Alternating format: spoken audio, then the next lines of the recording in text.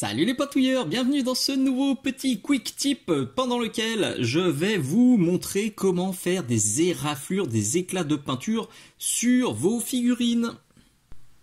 Si tu connais mon Instagram, si tu connais mon Facebook et les différentes vidéos que je fais, tu sais que je suis un grand amateur de textures. Je kiffe faire des éraflures comme on voit ici, je kiffe faire des arêtes un petit peu usées, c'est vraiment mon style, c'est ce que j'aime faire, des armures qui ont du vécu, qui ont de la texture, qui sont amochées. J'adore faire ça. Et là, sur la dernière figurine que je viens de faire, j'ai poussé encore un petit peu plus loin le truc avec des éraflures bien sombres. Tu les vois ici, c'est flagrant sur le casque. C'est un truc que j'avais déjà testé vite fait dans ce tuto-là sur les linings, qui est une exclusivité de ma page Patreon. Une des nombreuses exclusivités de ma page Patreon, j'ai envie de dire. Et voilà, j'avais trouvé ça rigolo à faire. J'avais jamais osé le faire sur une figurine entière parce que je m'étais toujours dit qu'en faisant ça sur une figurine entière, ça allait noyer l'info, ça allait faire un truc absolument illisible. Mais là, sur ce taux, je me suis dit, allez, c'est l'occasion. Il y a tellement d'arêtes, il y a tellement de zones qui s'y prêtaient, que je l'ai tenté et franchement je suis archi convaincu, j'aime énormément le résultat. Si tu veux être convaincu, je te mets une petite photo avant-après.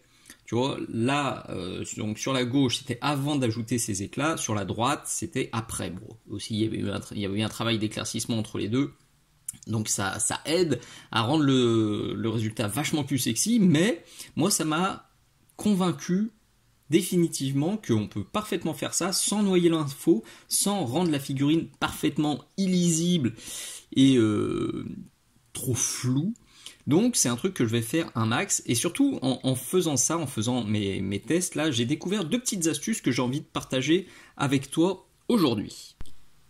Donc tu l'as compris, aujourd'hui ce que je veux vraiment te montrer c'est ça là, ces lignes sombres. Si mon style plus classique, tu le connais et tu l'aimes, si tu veux voir comment faire les mini battle damage, les mini éraflures, il y a déjà cette vidéo là qui est sur mon Patreon où je le décris, et puis j'ai quand même fait déjà énormément de vidéos qui décrivent comment rajouter cette texture, ces micro battle damage. Là la nouveauté c'est vraiment ces éraflures noires que j'osais pas faire, et j'ai osé me lancer sur cette figurine en grande partie, alors parce que là, je kiffe les taux et que j'avais envie de faire un rendu complètement à l'opposé des versions officielles, donc j'ai vraiment voulu sortir de ce qu'on voit d'habitude et de ma zone de confort, et ça je t'invite vraiment à le faire, c'est super important pour progresser.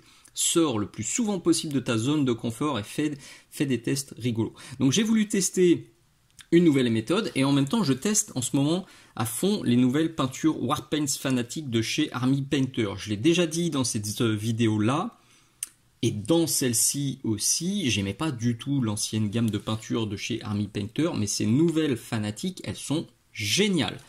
Elles sont beaucoup plus couvrantes, beaucoup plus pigmentées, beaucoup plus simples à utiliser que l'ancienne gamme. Ça n'a plus rien à voir. Si comme moi, tu étais un peu braqué sur les anciennes Army Painter et que tu voulais plus en entendre parler, ben là aussi, je t'invite à sortir de ta zone de confort et à leur donner une nouvelle chance parce qu'elles sont géniales. Tellement géniales que je suis en train de faire rentrer toute la gamme sur la boutique Minisoc. Là, tu peux en retrouver déjà une énorme partie. Peut-être qu'au moment où cette vidéo, tu tombes dessus, il y a déjà toute la gamme sur la boutique Minisoc. En tout cas, je les adore. Je vais utiliser plus que ça pendant plusieurs semaines, plusieurs mois, pendant qu'on est aux parenthèses d'ailleurs. Si l'armure blanche et orange, tu la kiffes, elle est aussi déjà sur mon Patreon. C'est une avant-première, donc elle va arriver au bout d'un an directement sur YouTube, parce que les avant-premières, mes abonnés les voient pendant un an avant que ça débarque. Puis il y a aussi les vidéos exclusives. À ce jour, il y a plus de 90 vidéos inédites sur mon Patreon. Je pense que j'ai fini toutes les parenthèses. Deux astuces maintenant que je veux impérativement te communiquer et qui vont t'aider à avoir ce rendu très net, très fin, très précis, qui va parfaitement bien à l'échelle et qui donne un rendu extrêmement réaliste. Première astuce, c'est le choix de la couleur. Quand j'ai voulu faire les premiers tests, je suis parti avec ça, du Oak Brown. Parce que c'est la couleur de mes gants, je me suis dit, allez, Oak Brown, je vais rajouter une information de texture, parce que là, je vais texturer un mort, j'avais pas envie de rajouter une information de couleur. Donc j'étais parti là-dessus. C'était nul. C'était pas assez contrasté, ça rendait pas, ça faisait flou, on a l'impression qu'il s'était frotté contre une bouse ou une crotte de chien, c'était nul. Donc, j'ai sorti ça, du Army Green, et j'ai mélangé avec mon Oak Brown. Pourquoi du Army Green? Parce que c'est la couleur de mon tissu. Toujours pareil. Pas de nouvelle info de couleur, mais une info de texture uniquement. C'était mieux, mais c'était encore trop terne. Et une fois que j'ai rajouté ça, le matte black à mon mélange, donc je me suis fait un truc comme ça là, et le résultat tu le vois ici, ça me donne un marron vert très foncé, et ben là ça marchait de ouf. Donc c'est ça qu'il faut garder en tête, si tu veux que ça marche super bien, je te conseille de partir sur une couleur d'éraflure très très très foncée. Peut-être plus foncée que ce que tu avais en tête. En tout cas si tu fais tes premiers essais et que le résultat est bof bof bof, et ben mets du noir dedans, ou mets un bleu très foncé, ou un vert très foncé. En tout cas, rajoute du sombre, et ça devrait marcher mieux. Et je t'invite aussi, alors peut-être que ça, c'est pas vrai à tous les coups, mais moi je trouve que c'est mieux de prendre des couleurs qui sont déjà sur la figurine, pour pas faire un truc en plus, tu vois ce que je veux dire. Tu peux partir sur un gris, mais alors un gris très sombre, mais s'il y a déjà du gris sur ta figurine, tu peux partir sur un marron, mais s'il y a zéro marron sur tes ombres ou sur tes nuances, ça va peut-être faire un peu bizarre. D'ailleurs, quand je texture mes figurines, donc en texturant, je rajoute aussi très souvent de la nuance texturée, je l'explique dans la vidéo là, que je t'ai déjà montré. C'est du tapotage, et ça rajoute de l'info, ça évite de faire trop artificiel, parce que si tu choisis une couleur qui est différente, qu'on retrouve nulle part ailleurs, ça va faire un peu zarbi. Donc choisis bien ta couleur, idéalement qui est cohérente avec ton schéma de couleur, et idéalement qui est vachement foncé, parce que ça marchera mieux. Deuxième astuce, deuxième conseil, tu le sais si tu as déjà maté mes vidéos de Battle Damage, quand je veux faire des Battle Damage, des petites éraflures comme ça, des traits ou des petits points, je te conseille toujours de partir sur un Maestro, un DaVinci Maestro taille 0, c'est ce que moi j'utilise et que je kiffe depuis des années, je reviendrai pas en arrière, c'est des excellents pinceaux, c'est aussi pour ça que je les ai sur la boutique Minisoc, parce que je les kiffe et que je les trouve absolument parfaits. Donc normalement je prends ça. Et ben là j'ai découvert qu'en utilisant ça pour faire mes arêtes, c'était galère, c'était pas facile à faire, et je misérais, parce que ils sont vraiment faits pour faire des petits traits. Mais là c'est pas vraiment des traits qu'on veut, et c'est pas vraiment, c'est pas du tout même la même méthode que pour faire des petits traits. Au contraire, là j'ai sorti un pinceau qui est pas bon, c'est un pinceau qui est vraiment pas terrible. Le gros intérêt de celui-ci, c'est qu'il est vachement raide. Et là, pour le coup, c'est ce que je veux. Donc là, tu vois, j'essaye de trouver, la bonne couleur. Tu vois, le Oak Brown est là, et le mélange avec mes trois teintes, il est là, c'est exactement ce que je veux. Je ne l'ai pas dilué, j'ai mis une micro-goutte de peinture, et là, je vais décharger. Hop, je vais sortir, pardon, pour le coup dans la caméra. Je sors ma pintouillette, le petit chiffon aussi, qui est une exclusivité de ma boutique Minisoc, et regarde, je viens vider mon pinceau, c'est quasiment du brossage à sec, et c'est exactement ce que je veux pour réussir mon effet, parce que je vais faire comme ça. Et je me rapproche, et au bout d'un moment, crac, ça y est, les petites éraflures, elles apparaissent. Et plus tu vas appuyer, plus tu en auras, plus tu vas pencher, plus elles seront grosses. Le but du jeu, bien sûr, c'est de ne pas en mettre de partout.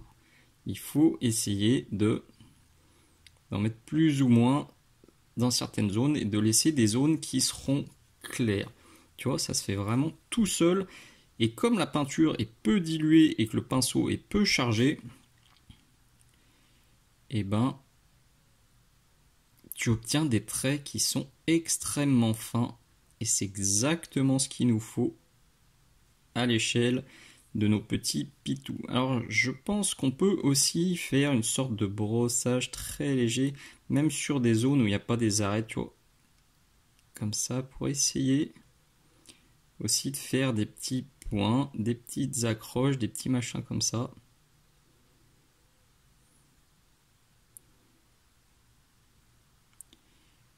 Tchac.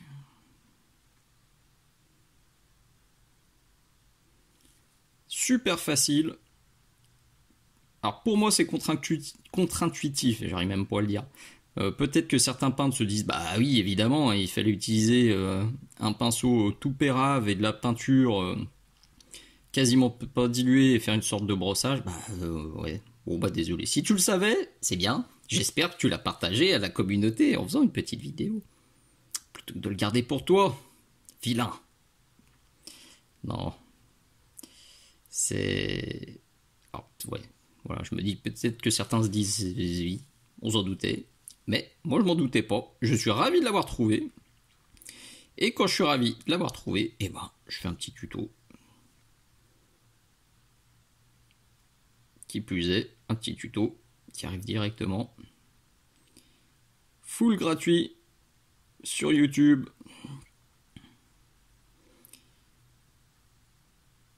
Bref, t'as compris, tu vois, c'est super simple. Et ça marche à une vitesse hallucinante. C'est d'une précision parfaite. J'ai dû tâtonner, hein, mais c'est vrai que la dilution, là, tu vois, c'est de la dilution, limite de la dilution pour à plat, quoi. C'est violent, et tu m'as vu décharger sur ma petite pintouillette mon chiffon lavable et réutilisable. Et ben, j'ai quasiment pas de peinture sur mon pinceau, et c'est ça qui fait tout le charme, c'est ça qui permet de faire ces petites éraflures, cette peinture écaillée. Et comme le mélange est très sombre, on revient à ça aussi, et ben ça marque tout de suite, c'est précis, il n'y a pas besoin de le faire ça pendant 3 heures. Voilà, c'est super simple, c'est super efficace, c'est un quick tip. En tout cas, perso, je kiffe cette méthode et je vais sûrement en remettre de partout. Le seul risque, c'est d'être trop généreux et ouais, que ça devienne un petit peu porte-nawak, donc il va falloir se freiner. D'ailleurs, je pense que tu l'as compris, quand j'ai fait mes premiers essais, c'était pas terrible, donc peut-être que toi aussi, te lance pas immédiatement sur ta figurine préférée, mais fais des essais sur un Rabio ou sur une pièce dont tu ne veux plus ou qui te sert plus ou que tu dois décaper, ou d'ailleurs, pendant que je parle de Rabio, si t'as des taux qui te servent à rien, je veux monter une bande là pour Mars Code Aurora avec des taux, donc si tu en as qui te servent à rien dans un fond de tiroir, eh bien, je veux bien que tu me contactes s'il te plaît, que je puisse voir avec toi comment je pourrais éventuellement les récupérer pour faire d'autres schémas de couleurs, d'autres tutos pour la communauté, et puis d'autres potes pour la petite bande qui ira avec lui. Allez, j'espère que ça va t'être utile, j'espère que tu vas oser te lancer et tester. Si c'est le cas, si tu aimes, surtout pense à mettre le petit pouce vers le haut, à t'abonner, à mettre un commentaire sympa, ça fait vraiment plaisir, un merci, un bisou, un poutou. Je te promets que les gars qui vont trouver ce tuto nul, ils vont pas se gêner. Entre les pouces vers le bas et les commentaires dégueux que je reçois parfois, ceux qui aiment pas, ils se lâchent. Alors si toi t'as aimé, il faut le dire, il faut me mettre des commentaires sympas parce que moi ça m'encourage plutôt que de me prendre des fions à répétition, ça me fait plaisir et ça efface les rageux, ça efface les commentaires des râleurs, donc n'hésite pas du tout. Le petit commentaire sympa, le partage aux copains sur les réseaux sociaux, sur les assos, dans les forums, de partout, ça permettra à ce tuto tout simple de faire le tour du net et d'aider un paquet de pintouilleurs qui ne savent pas faire ces petites éraflures ou qui n'osent pas se lancer parce qu'ils ont l'impression que c'est super compliqué, alors que pas du tout. Allez, je compte sur toi. Fais tourner le tuto, fais péter les pouces, fais péter les commentaires et je te dis à très bientôt. Des bises. Ciao ciao.